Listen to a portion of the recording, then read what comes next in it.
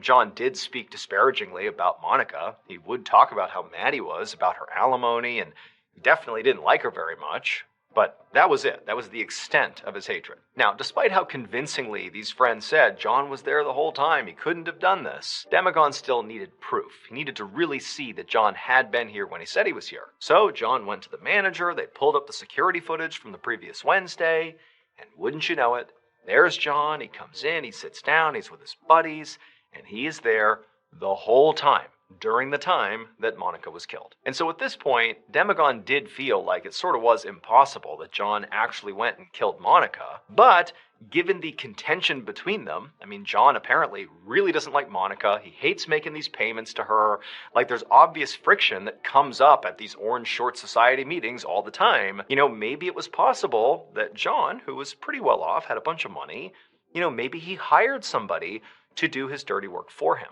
Maybe he hired a hitman. And so over the next week or so, Demagon and his team began exploring this hitman lead. And they found that John had been taking out a whole bunch of cash over the last several weeks. But it sort of lined up with how much cash he owed Monica in the form of alimony. And they knew he had to, per Monica's orders, deliver this alimony payment in cash to her in these envelopes. And they found all those envelopes of cash at Monica's house. And so it seemed like that was all he was doing, taking money out to give to Monica. And so John was basically Demagon's only suspect at this point, and there was basically no evidence against him. And so Demagon knew he really needed to look into other leads here, like the John lead kind of going nowhere. And so he and his team began looking into local gang activity and, crimes in the area. Could this have just been random or something completely unrelated? But after 3 months of looking for any connection anywhere in the area, there wasn't one. And the case kind of came to a stall. And so at this point,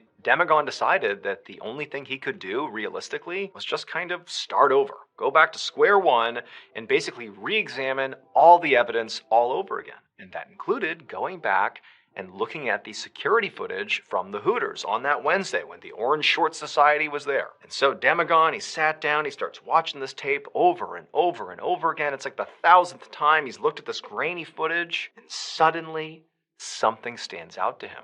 Something he missed all the other times he looked. And as he replayed the footage over and over again, he realized he now knew almost certainly what happened to Monica. It would turn out the footage of the